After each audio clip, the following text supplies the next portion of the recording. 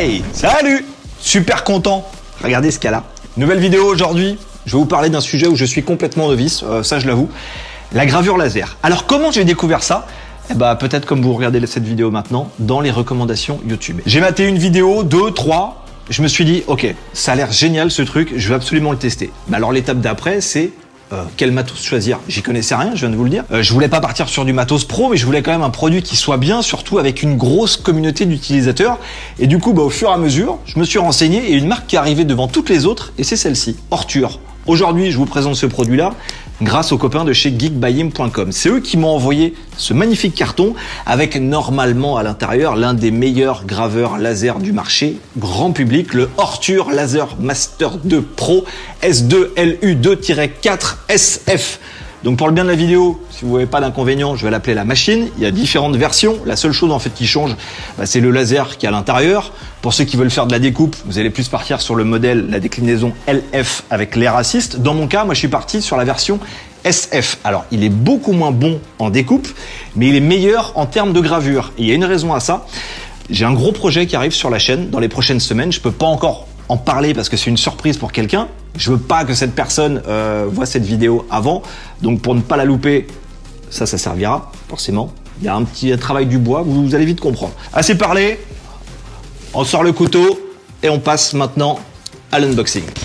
Alors, voyons voir ce qu'il y a à l'intérieur. Alors, comment ça se présente ? De la documentation, certificat, voilà. Ça, on met ça de côté. Petite paire de lunettes, très importante. On en reparlera un petit peu plus tard lors des essais. Alors ici, la bête. Donc le module, le laser, version SF. Là, nous avons la prise européenne, quelques échantillons, Serflex, les courroies, ainsi que là, il y a du contreplaqué, à mon avis, c'est en 3 mm. Quelques outils pour faire le montage, ainsi que la visserie, les pieds, d'autres fixations, les deux premiers rails. Ça doit être la petite cale à mettre, ouais, c'est ça, avec la vis de réglage de profondeur du laser. Ouais, ça fait quand même pas mal de petits trucs à monter, à assembler, mais on va se faire ça ensemble. La connectique pour brancher votre ordinateur au graveur. La nappe, qui fait robuste, qui est vachement bien foutue. Les deux autres qu'on met là. Et pour terminer, voilà. Bon, maintenant que tout est sur la table, on met la vidéo en time-lapse, on accélère le montage.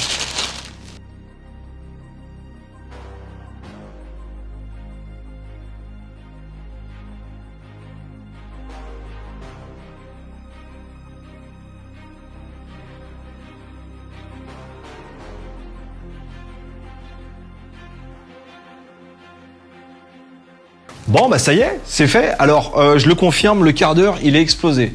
x3, x4. Pourtant, je suis quelqu'un de manuel. La notice, ne vous fiez pas du tout à ça. Allez sur la page YouTube d'Ortur, il y a une vidéo explicative. Vous mettez pause, vous reprenez. C'est vraiment bien. Niveau qualité, honnêtement, je trouve ça très propre. Ça semble robuste. Le cable management est bien. Il n'y a rien qui dépasse.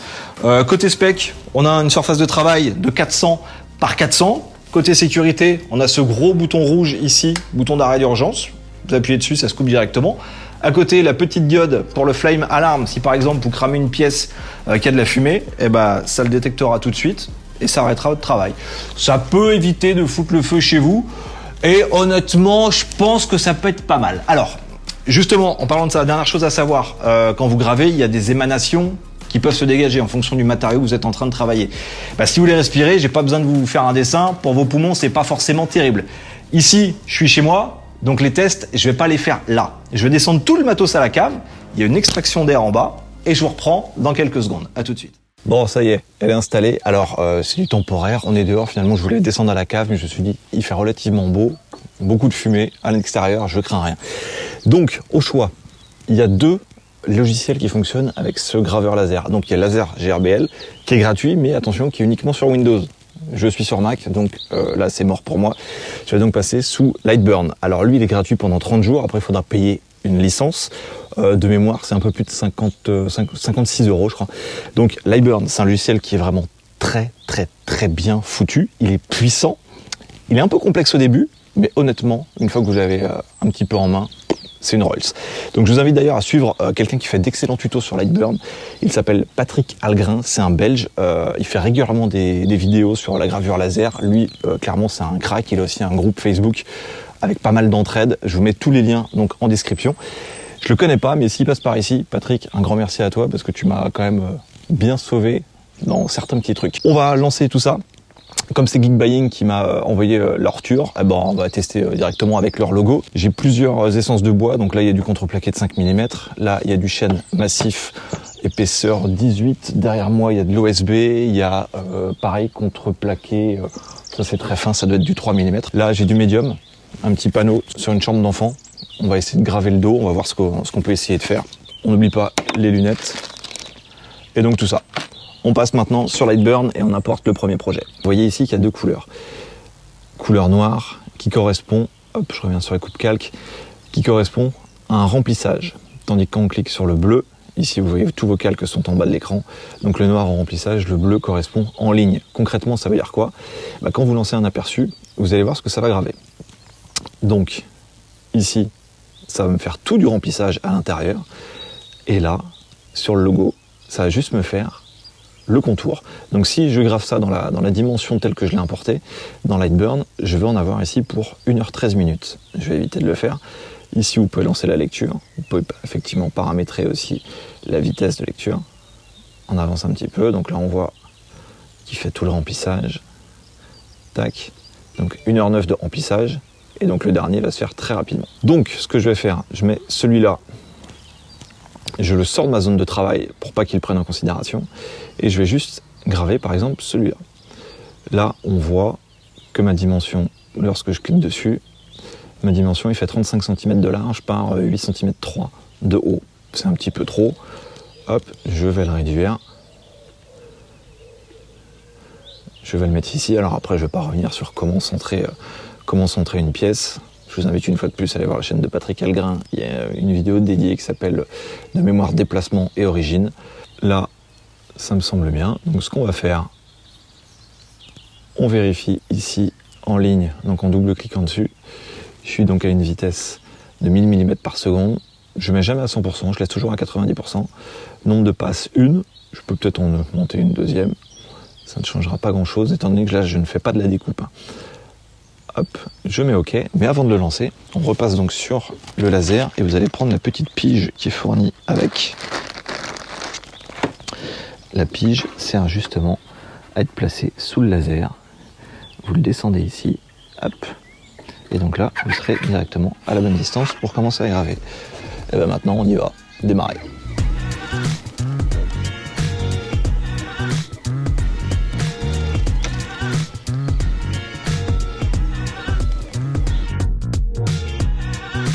Donc si on s'approche de plus près, là on voit que c'est très bien gravé, ça a pris 1 minute 30. Et donc là on le sent même pas au doigt. Donc là c'est nickel. Ce que je vous propose maintenant, c'est d'essayer de le faire le même. Je vais le décaler un peu plus haut et je vais le faire en mode de remplissage. On repasse sur Lightburn, je fais un simple copier-coller. Et donc là, au lieu de le laisser en mode ligne, je vais faire un mode remplissage. Donc là, je clique dessus et il va passer donc en remplissage. Celui-là, j'en ai plus besoin, je le sors, sinon il va me le regraver dessus, donc ce sera l'équivalent d'une deuxième passe. La vitesse est beaucoup plus élevée, 3005, c'est même inutile de l'avoir aussi haute que ça. Les intervalles entre les lignes, je suis à 0,05. Ici, je le laisse à 90% de puissance, ce sera très bien. Je vais en avoir pour 8 minutes 37. Ce que je vais faire, je vais même diminuer un petit peu le temps. Alors ce sera peut-être pas forcément le résultat optimal. Hop. Ici, on va l'intervalle ligne par pouce, on va la changer et on va l'augmenter. On va la mettre à 0,1. Tac. Donc là, normalement, l'effet, c'est que je vais faire, donc du coup, je divise par 2, donc on voit beaucoup plus que les petites stries entre. On est bon.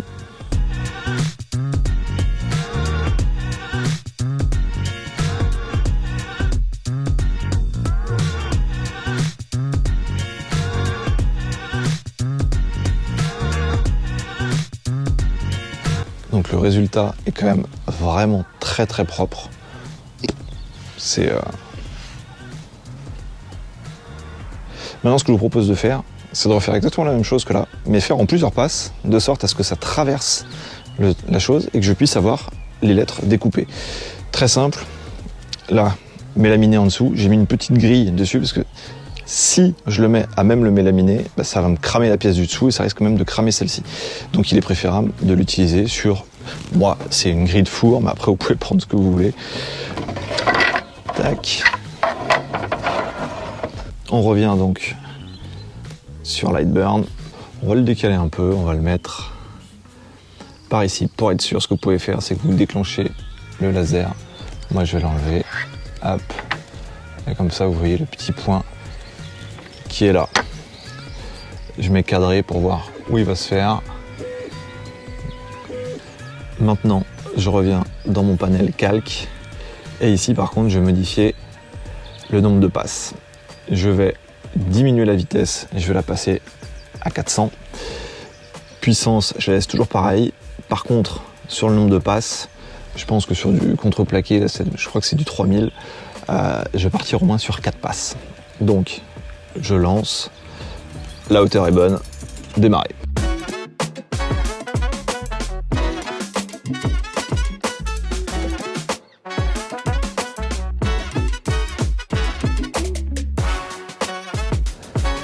Et donc voilà le résultat, une fois tout sorti. Donc là, bah forcément, la petite lettre, elle était dedans, tac. Mais autrement, les découpes sont super propres.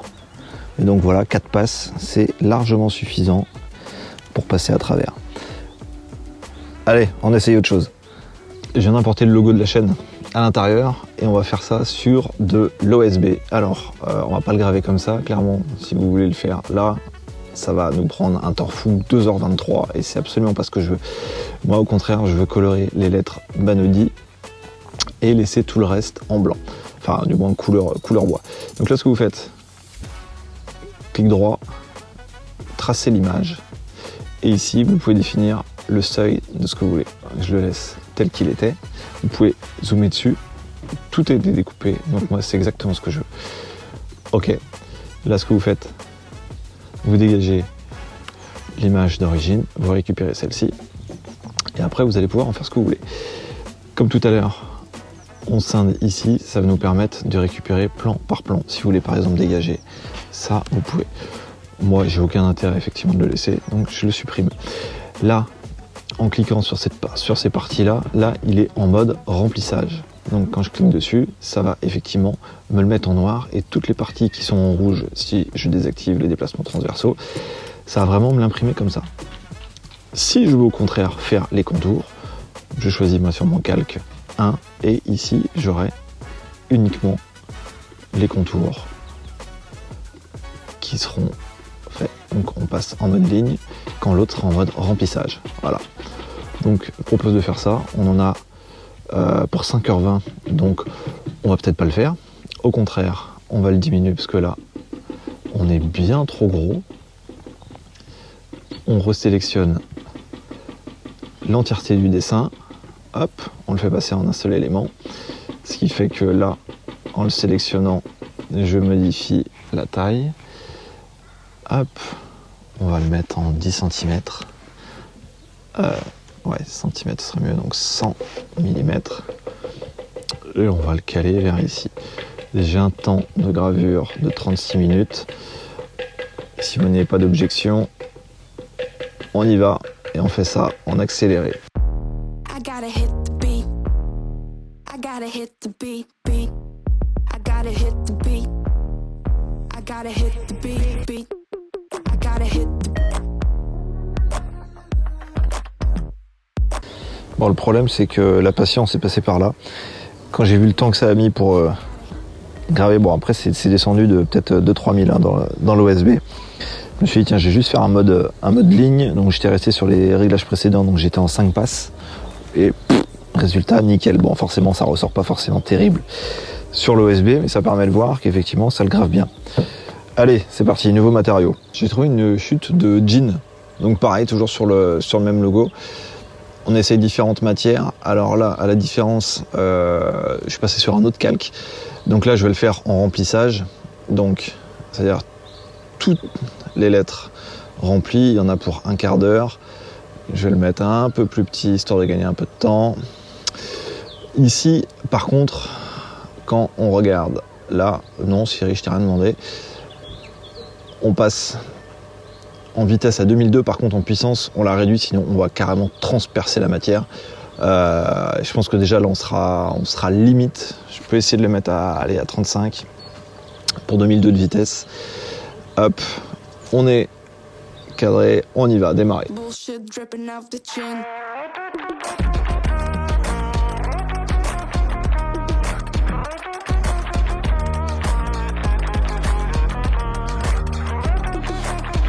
Bon, on sent que ça a un tout petit peu creusé la matière, mais honnêtement, c'est vraiment pas mal. Est-ce que ça l'a transpercé ou pas? Non, de l'extérieur, enfin de l'intérieur, on voit rien.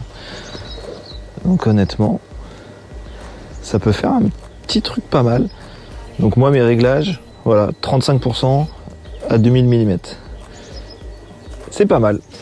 On attaque la dernière matière, le MDF. Bon, maintenant, dernier essai sur du MDF. Alors là, je veux juste inscrire, sachant que ça sera repeint après. J'aurais pu effectivement peindre le MDF et refaire par-dessus, mais je préfère le laisser brut et vraiment peindre après les différents éléments. On passe sur Lightburn. Donc là, ce sont des images que j'ai chopées sur internet. C'est un petit écriteau qui ira sur la porte d'une chambre d'un enfant. Donc très simple. MDF. Là, une fois de plus, je suis en mode ligne. Gravure qui va durer 6 minutes. Donc voilà, des petits dessins. J'ai retravaillé quelques trucs parce que j'avais des petits défauts dans les yeux ou même sur certains trucs. Là, ça par exemple, typiquement, je peux le laisser, c'est pas problématique. Hop. Donc là, je reviens ici. Je fais mon test de cadrage que j'ai déjà fait.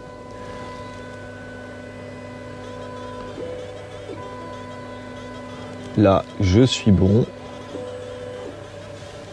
Et bah, il n'y a plus qu'à envoyer la sauce.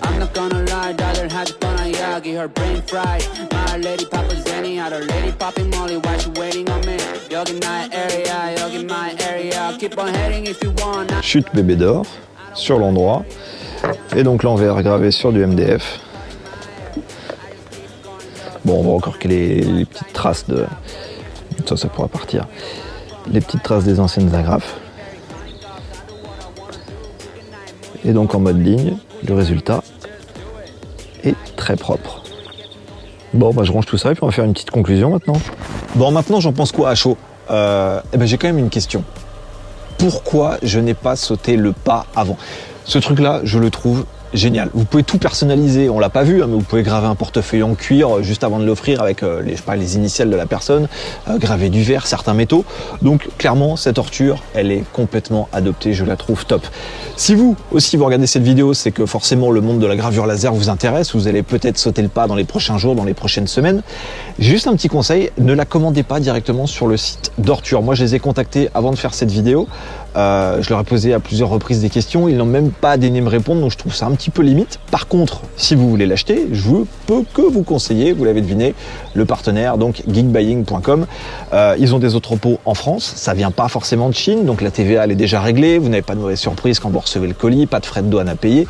Je vous mets le lien de cette Orture en description de cette vidéo, c'est un lien qui est affilié, mais en toute transparence, moi je ne touche aucune rémunération dessus, ça vous coûtera pas plus cher à vous, mais si vous commandez via ce lien, au moins le staff de Geek Buying verront que vous venez par rapport à cette vidéo, et puis on pourra forcément avec eux travailler sur la longueur et puis continuer de vous présenter des objets comme ça sur la chaîne. Donc merci à vous, et une fois de plus merci à Geek Buying pour leur confiance. Si vous avez aimé cette vidéo, si vous avez appris quelque chose, ou si vous voulez tout simplement me donner un petit peu de force, petit clic sur le bouton j'aime, je demande rien de plus. Nous on se retrouve très vite ici sur la chaîne, au même endroit. Donc pour être notifié de la sortie des nouvelles vidéos, vous n'avez pas à vous cliquer sur la petite cloche. Comme on dit chez moi, see you plus tard. Salut!